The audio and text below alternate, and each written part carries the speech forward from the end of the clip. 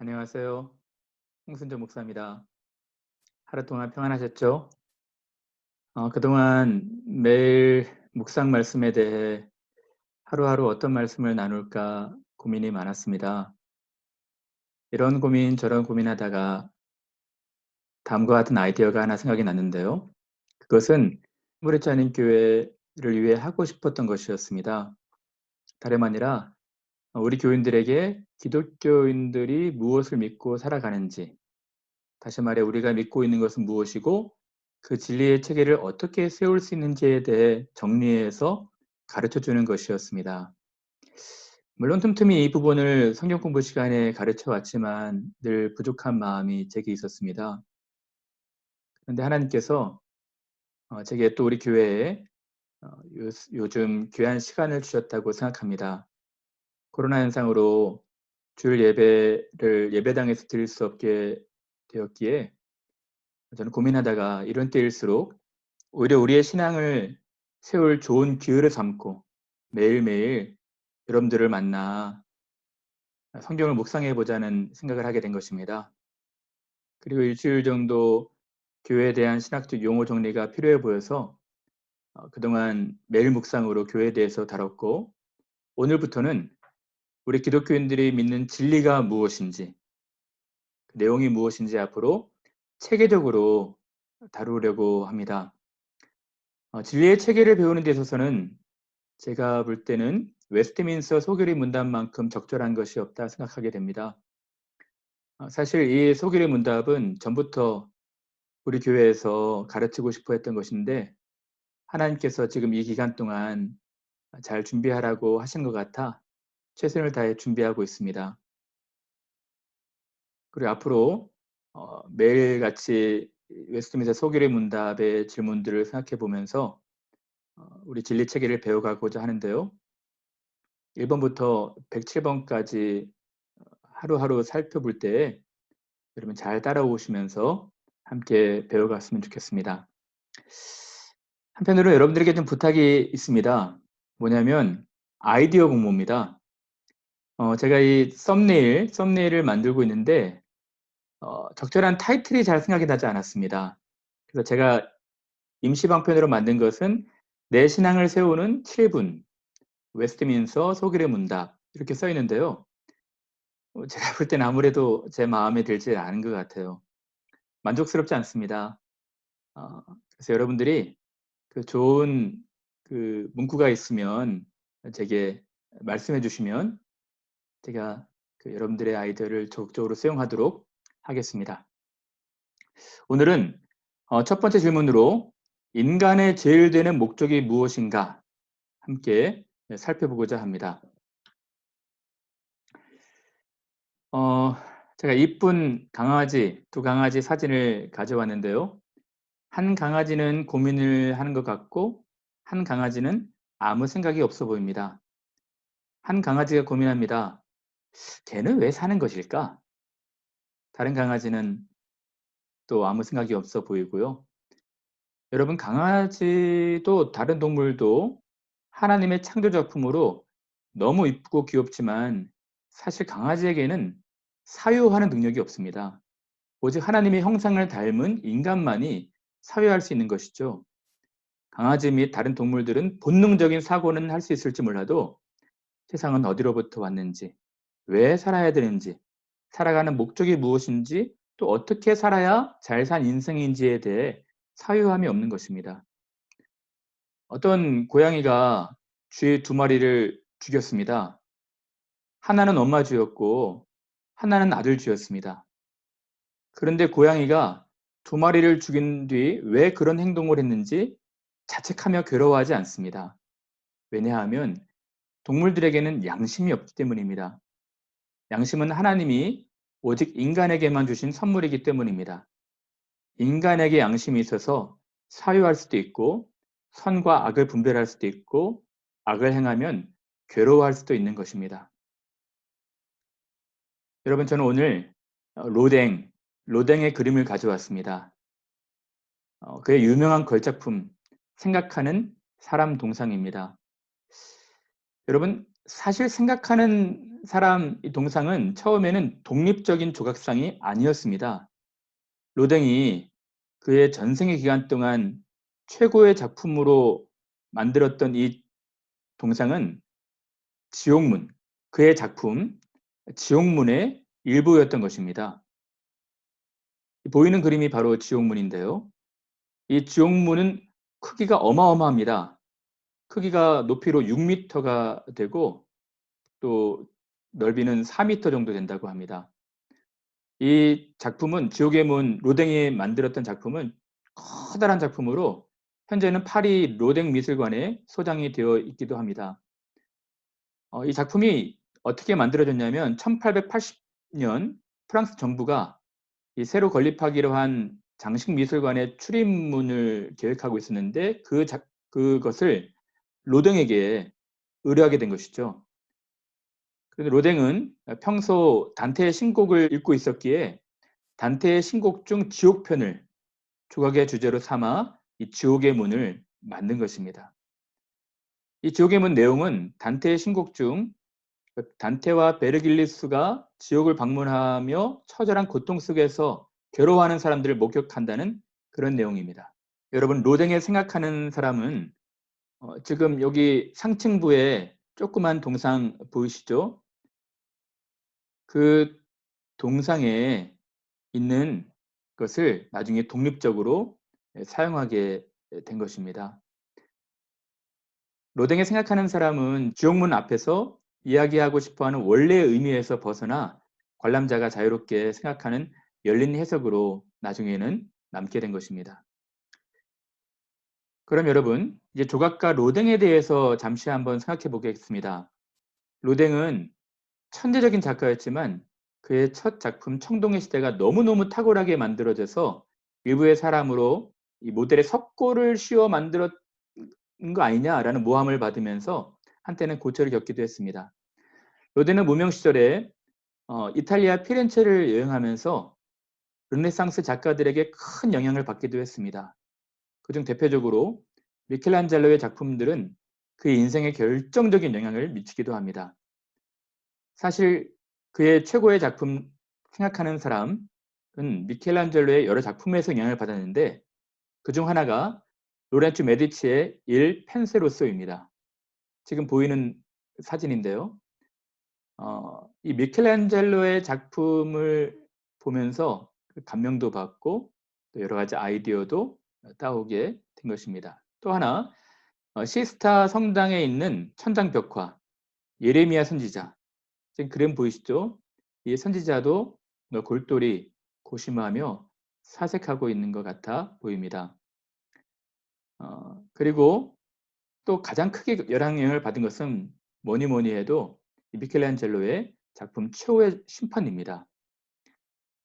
최후의 심판 작품을 자세히 보면 마귀가 어떤 사람을 끌고 가는 모습이 보이는데요. 제가 이 그림을 좀 크게 확대해 왔습니다. 이 그림이 어디에 있는 거냐면 이쪽에 있는 것입니다. 이쪽 그림을 더 확대해서 볼까요? 더 확대해서 보시면 오른쪽 팔꿈치가 왼쪽 대퇴부 위로 교차하듯 보이시죠? 상당히 실제 이 자세가 굉장히 불편한 자세랍니다. 그렇게 미켈란젤로가 의도했던 것은 고뇌에 빠진 심리적 분위기입니다. 귀신들도 지금 이 사람의 다리를 잡고 지옥으로 내려가고 있는 거 보이시죠? 이러한 작품들을 보면서 로댕은 큰 감명을 받고 나중에 그의 지옥문의 동상 생각하는 사람을 그려놓게 된 것입니다.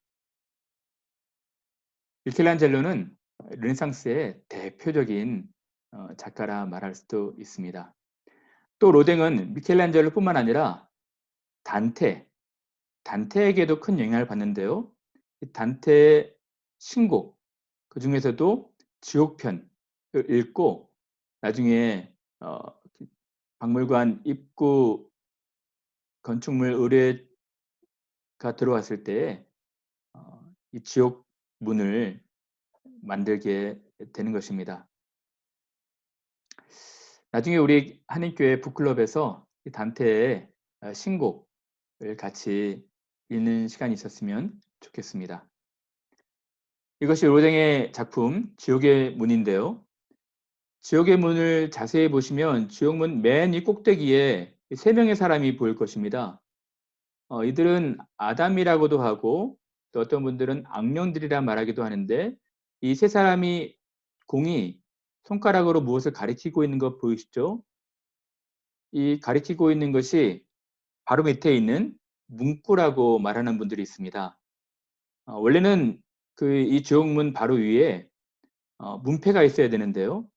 그곳에 이렇게 적혀 있답니다. 여기 들어오는 너희는 모든 희망을 버려라. 그리고 그 바로 아래에 우리가 잘 알고 있는 생각하는 사람 작품이 있는 것입니다. 어떤 사람은 그 인물이 로댕 자신이라 말하기도 하고 또 어떤 사람은 단테를 상징하고 있다고도 합니다. 생각하는 사람은 지옥문을 출입하는 수많은 사람들을 보며 깊은 번민과 고뇌에 빠지게 된 것이죠. 여러분, 역사 속에서 수많은 사람들이 생각하고 믿어왔듯 지옥은 실제하는 곳입니다. 최후의 심판이 있을 때 많은 사람들이 그곳으로 들어가게 될 것입니다. 이 세상에서 지옥에 대해서 가장 잘 아는 분이 있다면 그분은 어떤 분일까요? 저는 예수님이라 생각합니다. 예수님처럼 천국과 지옥, 내세, 사후세계에 대해서 잘 아시는 분이 있을까요? 성경은 예수님께서 지상에 계시는 동안 많은 시간을 할애해서 천국과 지옥에 대해서 말씀하셨다고 기록합니다. 예수님 첫 설교 주제도 천국에 관한 것이었고요. 예수님 마지막 부활 승천하시기 전에도 설교가 하나님 나라에 관한 것이었습니다. 여러분, 예수님은 지옥에 대해서도 많이 말씀하셨습니다. 예수님께서 대표적으로 마가복음 9장 48절에 거기는 구더기도 죽지 않고 불도 꺼지지 않는 곳이다 라고 말씀하셨습니다. 너의 백체 중 너희를 실족하게 하거든 눈이든지 발이든지 그 다른 지체든지 빼어내버리고 지옥에 들어가지 않는 것이 훨씬 좋다고 말씀하신 것입니다. 주여 주여 하는 자마다 다 천국에 들어가는 것이 아니요 불법을 행하는 자들은 그곳으로 들어가지 못한다. 바깥 어두운데 쫓겨날 것이다 라고 말씀하신 것입니다. 좁은 문으로 들어가지 않고 넓은 문으로 들어가는 자들은 멸망하는 자들이라 말씀을 하십니다. 마태복음 23장에서는 바리새인들과 거짓 선지자들에게 말씀하시면서 너희는 천국의 열쇠를 가졌지만 너희도 못 들어가고 또 다른 사람들은 배나 더 지옥 자식이 되게 한다라고 말씀하신 것입니다. 그리고 예수님께서는 예루살렘을 보시면서 예루살렘의 멸망을 바라보시면서 그들의 미래를 바라보시며 슬피 우셨던 것입니다. 누가복음 6장에도 이렇게 말합니다. 화 있을진저 너희 지금 웃는 자여 너희가 슬피 울며 이를 갈미 있으리라.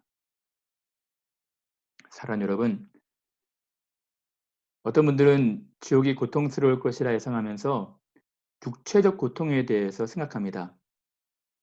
물론 육체적 고통이 있겠죠. 구더기도 죽지 않고 불도 꺼지지 않으며 사람마다 소금 치듯함을 받게 된다고 말씀하셨거든요. 뜨거운 불못에서 여러 고통들이 있을 것입니다.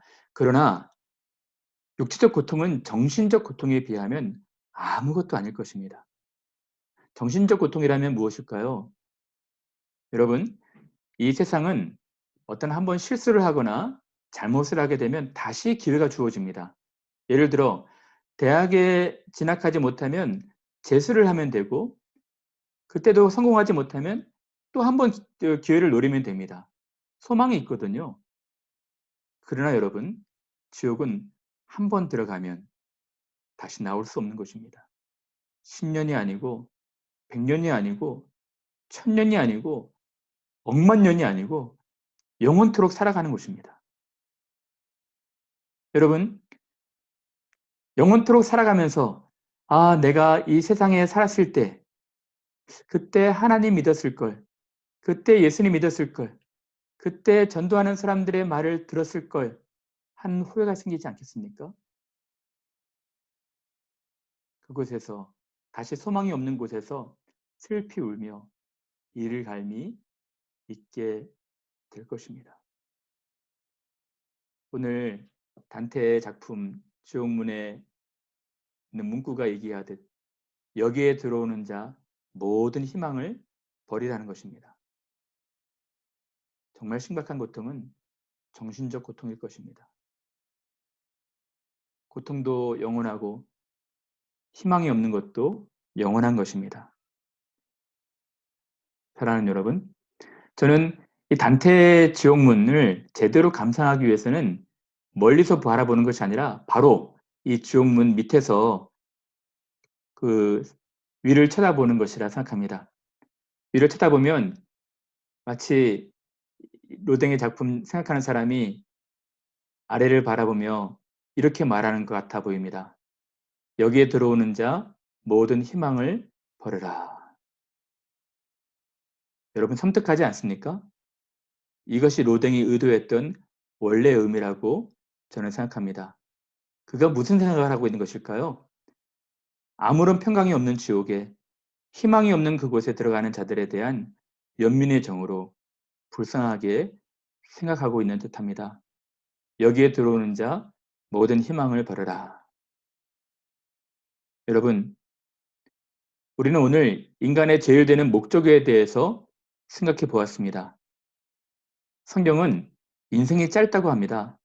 인생의 연한은 70이요. 강건하면 80이라고 했습니다. 여러분, 인생은 짧지만 내세는 영원합니다. 여러분들이 짧은 유한한 인생에서 진지하고 신중하게 어떻게 살아야 될지 고민해야 됩니다. 인간의 제일되는 목적이 무엇인지에 대해 생각하셔야 됩니다.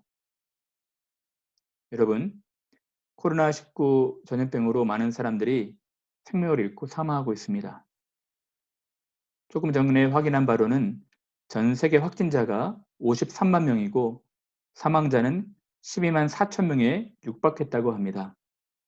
영국은 11,600명이 감염 확진이 되었고 570명이 사망했다고 합니다. 정말 불행한 일이 아닐 수 없습니다. 많은 사람들이 불안과 공포 가운데 이 시간을 보내고 있습니다. 성경은 말합니다. 한 번 죽는 것은 사람에게 정하신 바요.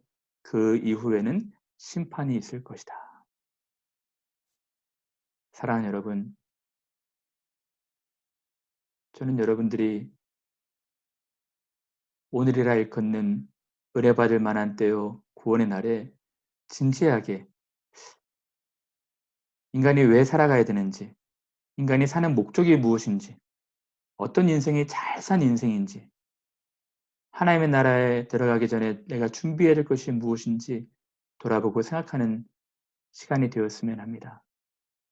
사랑하는 여러분, 다음 편에는 인간의 제일 되는 목적에 대해서 더 자세하게 살펴보는 시간을 갖도록 하겠습니다. 은혜와 평강이 여러분들 가운데 가득하게 되기를 간절히 바랍니다. 감사합니다.